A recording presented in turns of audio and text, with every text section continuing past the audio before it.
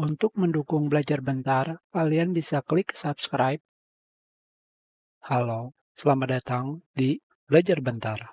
Sekarang kita akan belajar mengenai cara menampilkan flash drive yang terdeteksi atau terbaca, tetapi tidak ada di file Explorer di Windows 11. Pertama yang harus kalian lakukan adalah mengetahui apakah flash drive kalian terbaca atau terdeteksi. Untuk mengetahuinya, caranya sangatlah mudah. Kalian pergi ke Device Manager, pergi ke bagian Disk Drive di sini. Ini adalah tempat penyimpanan flash drive, jika benar terbaca. Sekarang kalian pergi ke Start menu, klik kanan Disk Management.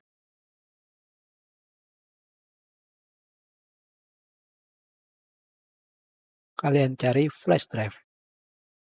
Tentu saja di sini keterangannya adalah removable. Terserah kalian ingin memilih yang bagian atas atau yang bawah. Kalian klik kanan.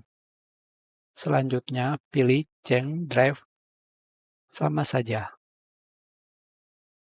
Di sini path atau lokasi flash drive belum ada. Jadi kalian pilih Add.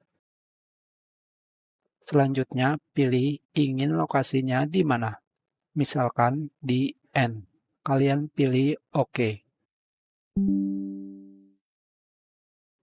Maka flash drive akan terbaca.